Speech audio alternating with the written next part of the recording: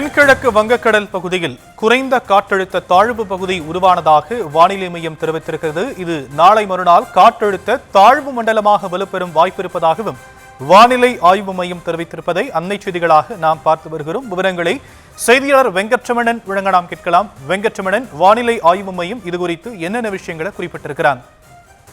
வணக்கம் ஷாம். தென்கிழக்கு வங்கக்கடல் பகுதியில தற்பொழுது காற்றழுத்த தாழ்வு பகுதி உருவாகி இருப்பதாக இந்திய வானிலை ஆய்வு மையம் அதிகாரப்பூர்வமாக தெரிவித்திருக்கிறது. குறிப்பாக அடுத்த 24 மணி நேரத்தில் உருவாகும் என எதிர்பார்க்கப்பட்ட நிலையில தற்பொழுது இன்றைய தினம் ஏற்கனவே அவர்கள் அறிவித்தபடி இன்றைய தினம் தென்கிழக்கு வங்கக்கடல் பகுதியில தற்பொழுது ஒரு குறைந்த காற்றழுத்த தாழ்வு பகுதி உருவாகி இருக்கிறது. இது 24ஆம் தேதி நாளை மறுநாள் காற்றழுத்த தாழ்வு மண்டலமாக வலுப்பெற்று அதற்கு அடுத்த 48 மணி நேரத்தில் மேற்கு வடமேற்கு நோக்கி நகர்ந்து மேலும் தீவிரமடையும் என தற்பொழுது இந்திய வானிலை ஆய்வு மையம் தெரிவித்திருக்கிறது.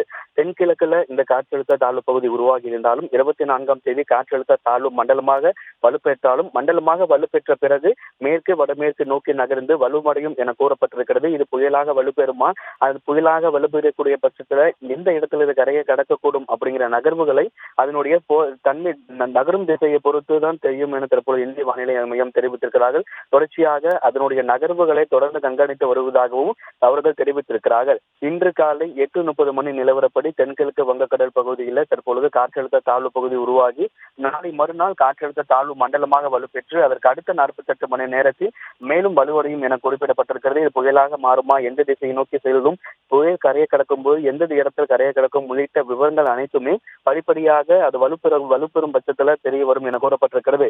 இந்த காற்றழுத்த தாழ்வு பகுதியாக காரணமாக தமிழகத்துல எந்தெந்த மாவட்டங்கள மழைக்கு வாய்ப்பு இருப்பதாக, குறிப்பாக வட தமிழகம் மற்ற இருக்கக்கூடிய மாவட்டங்கள், டெல்டா மாவட்டங்கள், மேற்கு தொடர்ச்சி மலையை ஒட்டி இருக்கக்கூடிய மாவட்டங்கள்ல மழைப்பொழிவு இருக்கும் என எதிர்பார்க்கப்படுகிறது. காற்றழுத்த தாழ்வு மண்டலமாக வலுப்பெறக்கூடிய 24ஆம் தேதி சென்னை, காஞ்சிபுரம், திருவள்ளூர், செங்கல்பட்டு உள்ளிட்ட வட கடலோர மாவட்டங்கள்ல மழைப்பொழிவு அதிகமாக இருக்கும் என எதிர்பார்க்கப்படுகிறது.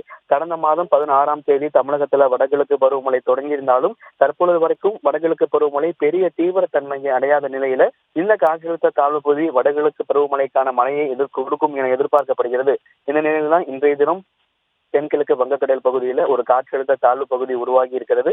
நாளை மறுநாள் இந்த காற்றழுத்த தாழ்வு பகுதி காற்றழுத்த தாழ்வு மண்டலமாக வலுப்பெற்று அதற்கு அடுத்த 48 மணி நேரத்தில் மேலும் வலுப்பெறும் என இந்திய வானிலை ஆய்வு மையம் தெரிவித்திருக்கிறது.